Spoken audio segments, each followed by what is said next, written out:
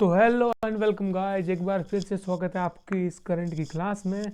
तो अगर आप हमारे यूट्यूब चैनल पर नए हो तो प्लीज़ इस चैनल को कर दिए सब्सक्राइब और डेली इस तरीके की करंट की न्यूज़ देखने के लिए हमारे इस चैनल से जुड़िए। तो देखते हैं आज की कौन कौन सी करंट न्यूज़ निकल कर आई है। तो नए हो तो प्लीज़ डू सब्सक्राइब गाइज। देखिए, फर्स्ट, एशिया पैसिफिक के सांस्कृतिक विरासत संस्करण पुरस्कार से अमर सिंह कॉलेज को सम्मानित किया है। ठीक है, ये कहाँ पर स्थित है? तो देखिए, ये जम्मू कश्मीर के श्रीनगर में स्थित है। कहाँ पर स्थित है? श्रीनगर। देखिए, एशिया पैसिफिक सांस्कृतिक अवार्ड से नवाजा गया। किसने दिया है? तो यूनेस्को ने इसे दिया है। तो कहाँ पर स्थित है? तो श्रीनगर। श्रीनगर जम्मू और कश्मीर के वहाँ पर ये स्थित है और इसे जो यूनेस्को द्वारा सांस्कृतिक धरोहर अवार्ड दिया गया है। कल हमने पढ़ा था लद्दाख के बारे में। लद्दाख के अंदर 42वीं रामसर साइट जोड़ी गई है। तो अब भारत के अंदर टोटल कितनी रामसर साइट है? इन सब को हटाते हैं। देखिए, कल हमने देखा था लद्दाख के बारे में। हट जा। लद्दाख में 42वीं रामसर साइट जोड़ी गई थी। क्या नाम था उसका? ता सोकर, इस तरीके का कुछ नाम था। तो टोटल रामसर साइट कितनी हो गई? 42। तो देखते हैं, इसको डिस्कस करते हैं। देखिए, UNESCO award for Srinagar's Amar Singh college is huge architect Saima Iqbal. देखिए, द हिंदू की न्यूज है। The four culture heritage conservation in big achievement for INTACH. अब ये है क्या? देखिए, इंटेक, देखिए इससे पहले इसको समझ लेते हैं। And Kashmir society as this the first international award given to culture heritage in Kashmir से साइमा इकबाल। ये साइमा इकबाल ने जो है इंटरव्यू में कहा है। और ये साइमा इकबाल कौन है? तो ये आइन टेक की एक सदस्य है जो आर्किटेक्चर, जो सांस्कृतिक धरोहर के बारे में यानी उसकी रिसर्च करते हैं। ठीक है, अब देखिए डिटेल में। अमर सिंह कॉलेज के रूप में श्रीनगर को UNESCO Asia Pacific award for cultural heritage conservation. ठीक है, तो ये मेन पॉइंट है। Asia Pacific Asia Pacific conservation for culture heritage conservation, ये अवार्ड दिया है श्रीनगर की जो कॉलेज है अमर सिंह को, उसको ये अवार्ड दिया है। तो ये पेड क्वेश्चन, यानी कि ये डेफिनेटली क्वेश्चन आएगा कि बताइए कि Asia Pacific award for culture heritage किसको दिया है? तो वो दिया है अमर सिंह कॉलेज को। और क्यों दिया है और किस लिए बनता है? देखिए, तो इकबाल से बातचीत में मेरिट से प्रति पुरस्कार सम्मानित हो गए जिन्होंने देखिए, ये हमारा आप पढ़ सकते हो। देखिए, यह पुरस्कार वो कहती है इसलिए भी महत्वपूर्ण है क्योंकि कश्मीर समाज का एक महत्वपूर्ण हिस्सा है। इस इमारत को अपने पूर्व छात्रों के हिस्से के रूप में भी जाना और मेन इंपॉर्टेंट बन जाता है क्योंकि ये पहली बार अवार्ड दिया गया है जम्मू एंड कश्मीर में। ठीक है, श्रीनगर में। देखिए, Amar Singh college Srinagar has been award the prestigious award of merit in the UNESCO Asia Pacific award for the cultural heritage conservation architect Saima Iqbal. ठीक है, तो ये आर्किटेक्ट है साइमा इकबाल। कहाँ से, किससे जुड़ी हुई है? तो intake Kashmir chapter who lead the conservation project say it's big achievement for intact and the collective Kashmir society as the first international award given to culture heritage in Kashmir। ठीक है, तो ये पहली बार अवार्ड दिया गया है कश्मीर को, इसलिए मोस्ट इम्पोर्टेंट बन जाता है। ठीक है, अब देखिए ये इंटेक है गया। देखिए इसका पूरा नाम देखिए। देखिए इंटेक कहाँ गया? ये रहा, INTACH इंटेक यानी कि Indian national trust for art culture और हेरिटेज। ये इसका पूरा नाम है, Indian national trust for art and cultural heritage. ठीक है, इंटेक ये इसकी सदस्य है। ओके, और ये है वो साइट, यानी कि ये वो कॉलेज है। ओके, देखिए अब बात करते हैं यूनेस्को के बारे में कुछ। देखिए, यूनेस्को यानी कि इसका पूरा नाम है the United Nation Education Society and Cultural Organization. इसका हेडक्वार्टर कहाँ पर है? तो पेरिस, जो कि फ्रांस की राजधानी है, वहाँ पर स्थित वहाँ पर है। और इसकी हेड की बात की जाए तो आद्रा ओजले इसकी हेड है। और इसकी कब स्थापना हुई थी? तो 16 नवंबर 1945 में। ओके, तो इस रेलवे में तो इसी तरीके के क्वेश्चन आए थे, या तो यूनेस्को का पूरा नाम बता दो, या फिर इसका हेडक्वार्टर कहाँ है, या फिर इसकी हेड कौन है, या फिर इसकी स्थापना कब की गई थी। इस तरीके के जो है मेजर पॉइंट बनते हैं वनडे एग्ज़ाम के लिए। तो पूरा नाम है, हेडक्वार्टर पेरिस फ्रांस में है। और मोस्ट इम्पोर्टेंट इस बार ये बन जाता है कि किस कॉलेज को जो है वो UNESCO Asia Pacific award for cultural heritage conservation दिया गया है। तो अमर सिंह कॉलेज को दिया गया है। या फिर इंटेक का पूरा नाम आ सकता है, जो कि Indian national trust for art and cultural heritage. इससे ज़्यादा बाहर नहीं आएगा। अब देखिए, अब बात करते हैं इंडिया के बारे में। तो भारत के अंदर टोटल कितनी यूनेस्को साइट है? ठीक है, यूनेस्को साइट भारत के अंदर अगर हम देखा जाए तो 38 जो है वो यूनेस्को साइट है। ठीक है, जिसमें से 30 की बात की जाए तो 30 तो है अपनी ऐतिहासिक, और अगर 7 की बात की जाए तो वो है प्राकृतिक, और एक जो है वो मिक्स टाइप में है। ठीक है, तो टोटल कितनी होगी? 38 यूनेस्को साइट है। इसको सही ढंग से लिख देते हैं हम यहाँ पर। खुल जा, आ जा, ये रहा, हट जा, जल्दी जल्दी जल्दी जल्दी। देखिए,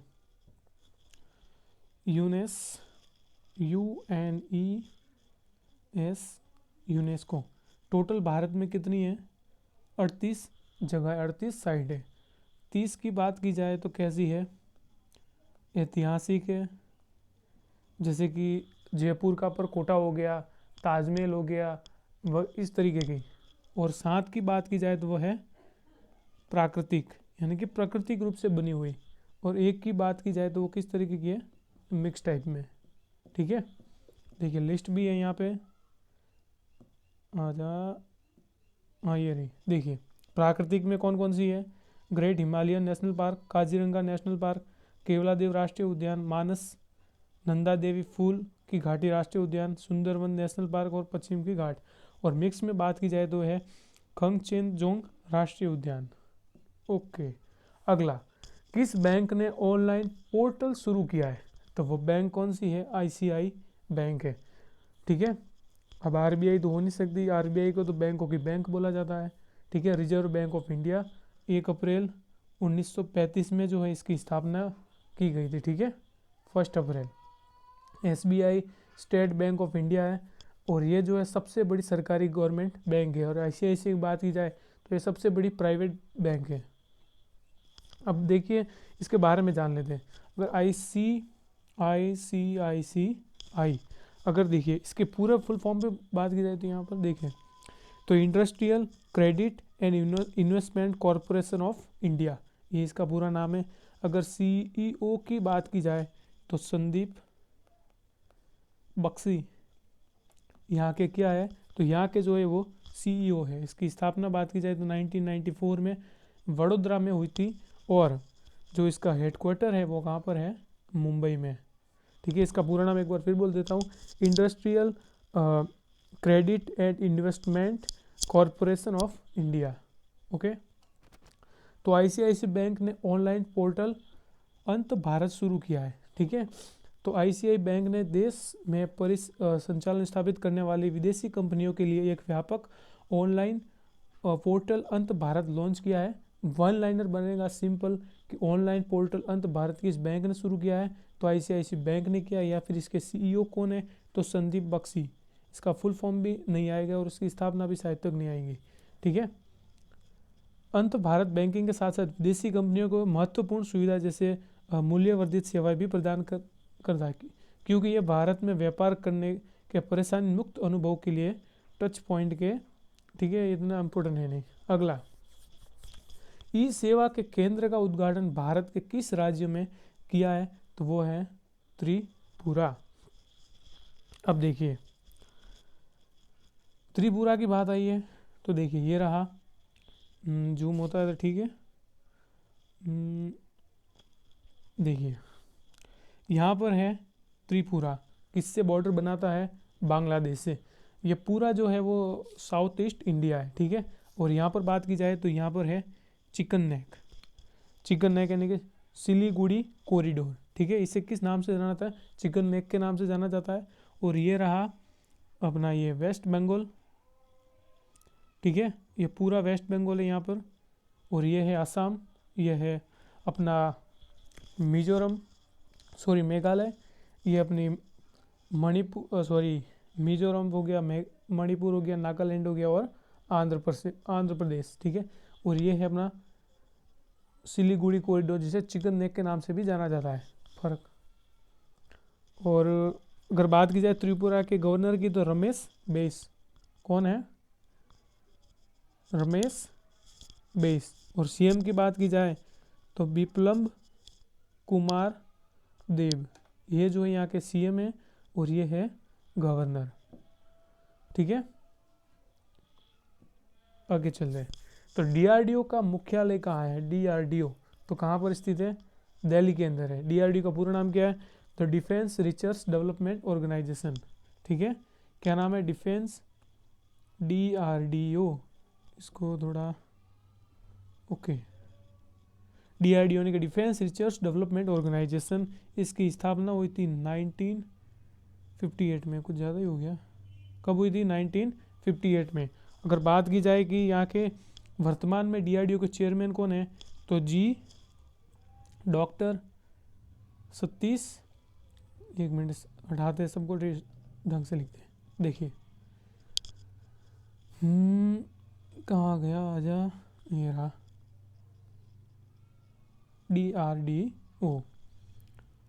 डीआरडीओ, ठीक है। मुख्यालय कहाँ है? नई दिल्ली में। कौन है यहाँ के जो हेड कौन है? तो डॉक्टर सतीश रेड्डी जी है, ठीक है। और तो सतीश रेड्डी क्या है यहाँ पे? यहाँ के हेड है। और ये किस मंत्रालय के अंतर्गत आता है? तो ये जो है डिफेंस मिनिस्ट्री के अंदर आता है। और डिफेंस मिनिस्टर कौन है? तो राजनाथ सिंह है, ठीक है। और बात की जाए 1958 में इसकी स्थापना हुई थी। सतीश रेड्डी यहाँ के हेड है। अब देखिए हुआ क्या है। तो maiden test of medium range surface to air missile for army successful. देखिए ये आपको मिसाइल दिख रही होगी आपको। तो इस मिसाइल का जो सफलतापूर्वक परीक्षण किया है डीआरडीओ ने इजराइल के साथ मिलकर। तो देखते यही न्यूज़ है।